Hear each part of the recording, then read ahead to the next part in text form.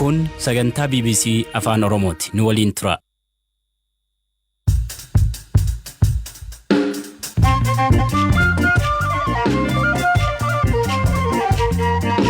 Akka mooltan dhaggeeffattoota keenya kun sagantaa raadiyoo BBC Afaan Oromooti. Dursa matoota oduun isinitti hima. Waqtii ammaa kana silaa hawaasi musliimaa kumaa kitilaan gara Makkaa imalee hajjaa barana kun hin jiru. Bakka isaa maaltu gorfama? Guyyaa Arafaa akka silaa Arafa Ardal Arafaa dhaabbatu san asitti sooman dabarsuutu isarra jira. Du'aa'iidhaan dabarsuu isarra jira. Gama kaaniin barii ajjechaa Hacaaluu ka'amma ji'a guutee kutaalee Oromiyaa keessatti madaa guddaa kaa'ee darbeeraa kanneen keessaa waan magaalaa Cirootti ta'e si yaadachiifna.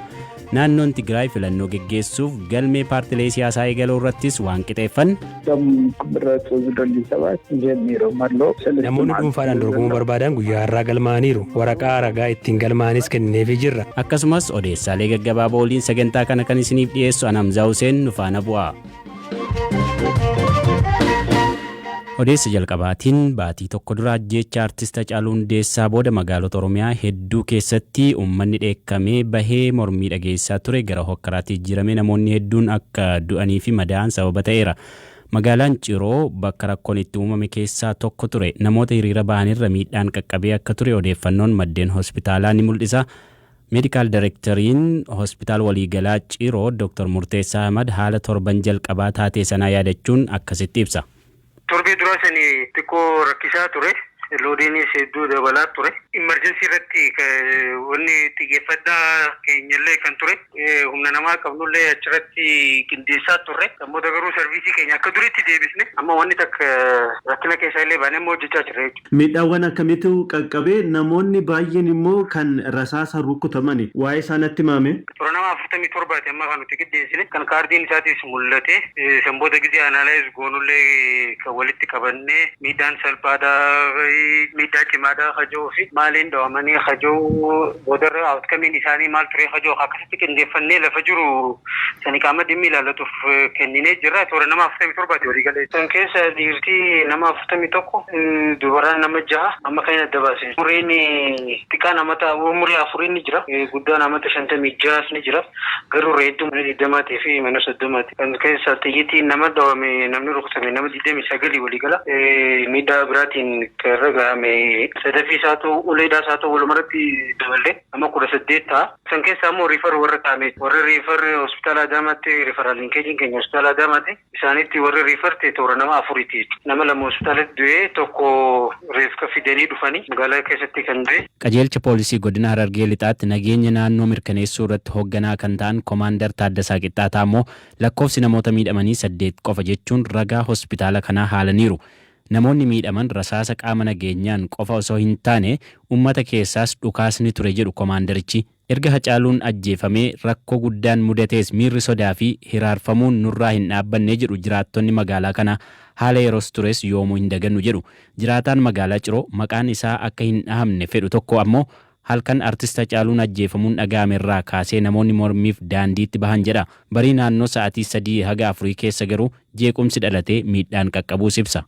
Namoonni hiriiraan rukaasa qawweeta kan qaban namni rukaasa qabu warra mootummaatii fi warra humna addaa jantanaa fi makalaakiyaa waajibanidha maali poolisii federaalaati. Namoonni baay'een rasaasa humna addaa sana maali ijoolleen beekaa Oromoon cabsan jedhanii kanaaf amma warri haalaan tarkaanfii ijoolleerra fudhataa jiru humna addaa sana humna addaa fi baay'een rasaasni kaadhee humna addaatiin dhaante ijoolleen yaaddoo hamaa keessa jira uummanni maaliif maqaa shaneetiin uummata xiqqoo waa'ee Oromoo yoo dubbattee waa'ee Oromoo taati maqaa shaneetiin itti qaban maqaa shanee deemanii nama guuraa waan jiraniif uummanni yaaddoo hamaa keessa jira.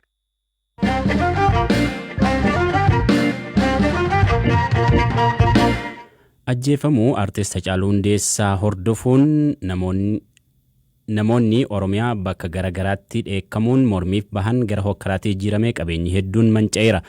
Atileet Haayilee Gabrasillaasee abbootii qabeenyi isaanii miidhame keessaati hoteelota magaalota Shaashamannee Baatuu keessaa qaburra miidhaan ga'uun walumaa galatti qabeenya birrii miiliyoona 290tti shallagamuu dhabuu dubbata. ከሻሸመኔ ቢጀምርልህ ሻሸመኔ ኦልሞስት kan shaashamanii irraa siif jalqabuudhaaf qabeenya magaalittii keessatti manca'e keessaa tokko hoteelli keenya shaashamannee abbaa urjii sadiidha bakka bishaan daakaallee ni qaba guutummaan guutuutti haala jechuun danda'amuun manca'eera hoteelli kun kan baay'ee itti dhamaanedha achirraa ammoo gara zuwaay yoo dhufnu zuwaay riizoort ammoo gariin miidhaan irra gaheera qabeenya manca'e kana kan galmeessaa jirru deebisnee haaromsuudhaaf kan zuwaay waggaa tokko keessatti haaromsinee hojii jalqabsiisuuf ni dandeenya jennee yaadna sababa hoteela kanaatiin kan dhabne keessaa ani akka dhuunfaatti qarshiin amma jedhe kana dhabeera gama biraan ammoo namoonni hoteelota kanneen keessa hojjetan 400 hojiin ala ta'aniiru miidhaa kana ilaaluun ammoo investoroonni gara magaalittii dhufuu dhiisuu mala biyyi ammoo galii gibiraan argattu ni dhabdi ammas taanaan mootummaan itti gaafatamummaa fudhatee kan kaffalamuu qaba yeroon kana jedhu ammoo ana qofaaf miti lammiilee Itoophiyaa biroofis kan hedduu jalaa manca'ee ni jiru kan tokko qofaa qaban jiru anillee dhaabbilee koo biroorraa kanan argadhuun jiraachuu nan danda'a እነሱ ላይ በማገኘው ተዳደር ይሆን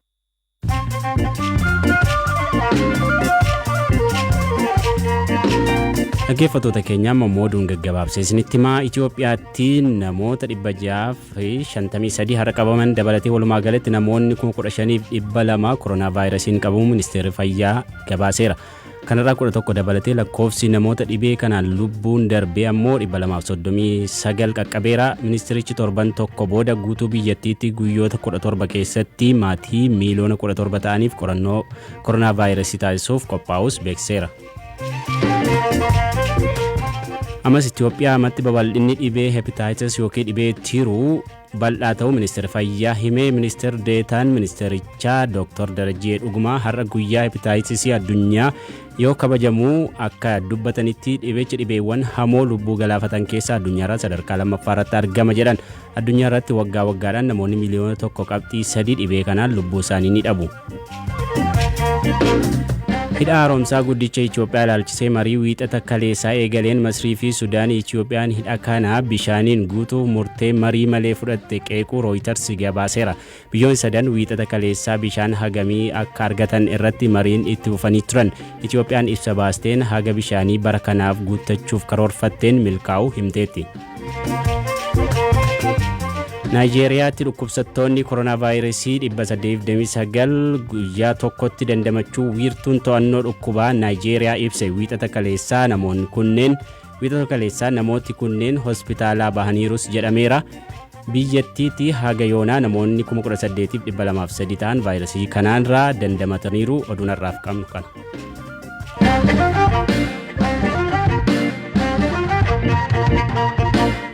Gara oduutti ceeraa erga filannoon biyyaalessaa Itoophiyaa sababa weerara koronaa vaayirasiitiin yeroo hin beekamnetti darbee Tigraay garuu akka naannootti dhukkubichas ittisaa filannoo geggeeffachuuf akka jiru erga beeksise qophiiwwan barbaachisan taasisuu cimee itti fufee jira. Kanumaafis galmeen paartilee fi namoota dhuunfaan naannicha keessatti dorgomanii geggeeffamaa jira. Dura taa'aan komishinii filannoo naannoo Tigraay Muluu Warq Kidaanee haala jalqabbii galmee irratti akkas jechuun BBC'tti dubbatu. Namoonni dhuunfaadhaan dorgomuu barbaadan guyyaa har'aa galmaaniiru. Waraqaa ragaa ittiin galmaanis kenneefii jirra. Galmeen guyyoota 3f waan ta'eef paartileen guyyaa har'aa galmaan hin jiran ta'us garuu paartileen galmee fi teessoo keenya gaafatan jiru turan. Kanaafuu guyyaa isaanii mijate dhufanii ni galmaa'u jennee eegaa jirra. Yaada paartileen hin galmaan jiru namoota dhuunfaan dorgomuuf deemanis ta'ee paartilee siyaasaaf ulaagaalee barbaachisan akkasiin ibsan obbo Mulwarq Kidaanee. Namoonni dhuunfaatti dorgoman hunka deeggarsaa fudhatanii erga guutanii booda nuuf deebisu achii booda kan galmaan. Haa ta'u malee amma fedha isaanii qofa irratti hundaa'uun iyyata isaanii fudhannee galmeessaa jirra. Wantoota afan boodarra akka fidan goona. Paartileefis wal fakkaata ta'ee kan adda godhu koffaa filannoo naannoo irratti hirmaachuuf kan murteesse affa seera paartichaa akkasumas qaboo yaa'ii filanicha irratti hirmaachuuf murteesse qabatee dhiyaachuu qaba. Sadaffaa irratti ammoo waraqaa ragaa boordiin filannoo biyyaalessaa isaaniif kenne qabatanii dhiyaachuu qabu. Paartii haaraan galmeessinu. Arfaffaa irratti waraqaa ragaa hoogganaa paartichaa yookiin itti gaafatamaa isaa yoo hin taane namni seeraan paarticha bakka bu'ee mallatteessee fi chaappaa qabu qabatee dhiyaachuu qaba. Gama kaaniin ministeerri muummee Itoophiyaa Abiyyi Ahmad gaaffiif deebii afaan Tigreetiin miidiyaa biyya keessaa FBC irratti taasisaniin ammoo naannoo Tigraay waggaa takkaaf obsanii naannolee Itoophiyaa waliin osoo filannoo taasisanii wayyaaf jedhaniiru. Paartileen naannoo Tigraay jiranis walabaan socho'anii filannoo irratti kan hirmaatan miti jedhan ministeerri muummee kun filannoof jedhanii baasii malleef saaxilamuurraa osoo misooma bu'uuraa uummataaf hojjetanii gaariidha gorsa jedhus dabarsaniiru.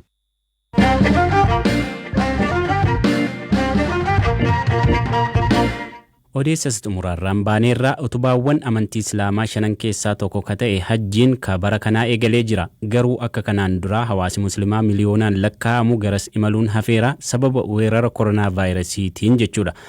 Akka barsiisa amantii Islaamaatti namni fayyaa fi maallaqa qabu hajja'uuf dirqama qaba. Garuu haalli akkasii yoo mudatu maaltu ta'a? Dhimma kanarratti pirezidaantii Majlisa Oromiyaa akka ta'an Sheek Hajji Ibraahim wajjin turtii gooneerraa sadarkaa hajjiin amantii Islaamaa keessatti qabu ibsuun eegalan. Islaamummaa keessatti arkaanni 5tu jira. Arkaana 5 keessaa arkaanni 5ffaa isa hajjii jedhamu kana. Shahaadaa lamman takka jennee, salaatan 2 jennee, zakaatan 3 jennee, soomanaan 4 jennee, hajjiin 5 jenna. Jannata argachuudhaaf hajjii rabbi yoo sirraa qeebale hajjii waggaa tokkootitu si gaha jechuudha. Muslimni hunduma irratti dirqama moo nama dandeettii isaa qabu qofatu deema moo akkami mee sanarraa nu hima? Gaarii kana namni baay'een hin beeka jedhee yaada man istataa'a ilayhi sabiilaa jedha rasuulli sallallahu alaihi wasallam. Hajjiin namni irratti wajjabu nama karaa danda'e jechu tokko siinqii qabaachuudha. Akkasuma mootiyyuu karaan nagaa ta'uudha yookaan dhibee irraa ta'uu danda'a wanni sodaatan kun dhamni yookaan immootu haala nageenyaa irraa ta'uu danda'a. Karaan nagaa ta'uudha. Kun sadeen guutamnaan hajjiin nama muslima ta'e nama shahaadan isa dhaqqabde hunda irrattuu dirqamaa jechuudha. Amma yeroo ammaa kana gara hajji deemuun baay'ee rakkisaadha. Bakka sana deemuu hin danda'amne namni miliyoonaan lakkaa'amu kan kanaan dura deemaa ture amma deemaa hin jiru. Haalota rakkisoo akkasii keessatti muslimni maal godhee bakka buufachuu danda'a? Amma kan danda'u iyyuu deemaa hin jiru waan ta'eef. Rasuulli sallallahu alaihi wasallam idhaa amartukum bishay'in fa'atuu minhu mastata'atum ja'a. Yoo waan tokko isin ajajee jiraadhe waanuma dandeettan irraa dalagaa malee rasuulli waan kana nu ajaje jettanii uf hin dirqinaa jedha rasuulli sallallahu alaihi wasallam. Niyyaan isaa eega jiraatte ajriin isaa inuma jiraa fi waan biyyatti warri duraan hajjii hin dandeenye godhutu isarra jiraata. Guyyaa Arafaa akka silaa Arafa ardal Arafaa dhaabbatu san asitti sooman dabarsuutu isarra jira. Ayyaama minaa san immoo asitti gammachuudhaa fi eegana ammootu kadhaa rabbiiti fi zikrii rabbiitiin du'aa'iidhaan dabarsu isarra jira. Kanaaf jecha namni as oolu namni qabeenya qabu rakkataa gargaaruu beelahaa nyaachisuu dheebotaa obaasuu daaraa uwwisuu guyyaa san immootu maatii isaa gammachiisuu ollaa isaa gammachiisuu du'aa'ii kadhachaa ooluu guyyaa du'aa'iin qeebalamtu guyyaan ayyaamun nahar guyyaan iidaa naharii kan jedhamu kun guyyaa du'aa'iin qeebalamtu du'aa'ii irratti xiyyeeffatanii du'aa'ii godhachuu rabbiin kadhachuu kana godhee yaa rabbi sanaa guutuu nu deebisii dhukkuba kana nurraa balleessii biyya keenya nagaa godhi jedhee kadhate sanaa dhufuuf immoo hin deema jedheen iyyachuu qofatu isarra jira jechuudha inshaallah. Hayyee Sheek Hajji mee dhumarratti mee namoonni gara hajji imalan Oromiyaa irraa ni heddummaatu miti meeqa faa ta'u lakkoofsa isaanii beektu ka barana silaa deemuuf qophaa'an faa yookiin bara darbe faa kan deemaa turan hagam ta'u? Hajjuma jedhamu kana huyyuu beeyta akka Itoophiyaatitti parsantii 80 Oromiyaadha kan deemu. Bara dheengaddaa namni 12,000tu hajjii godhe jenneeti qabna daata. 12,000tu hajjii godhe yogguu jennu 8,000 kan hanqanne Oromiyaadha. Kanaaf akkana jechuun qixxee ol muslimni Itoophiyaa keessa jiru Oromiyaa keessatti argama jechuudha. Namoonni qabeenyaan baay'atanii osoo hin tahin baay'innuma daata Oromiyaa keessatti argamutu iyyuu hajjii keessatti illee akkasuma baay'ata. Hedduun isin galateeffadhaa ulfaadhaa yaada bal'aa nu biraan geessaniif. Isinillee galatoomaa inshaallah yaada kana uummataa dabarsuudhaaf galatoomaa isiniin jedha. Dhaggeeffattoota keenya kanumaan sagantaa keenya goolamnaa odeessaalee dabalataaf gara marsariitii keenyaa fi feesbuukii keenyaatti goraa jenna. Sagantaa kana akka qopheesse Biraanuu Gammachuuti kan isiniif dhiyeesse ana Hamzaa Huseenii bor walitti deebina.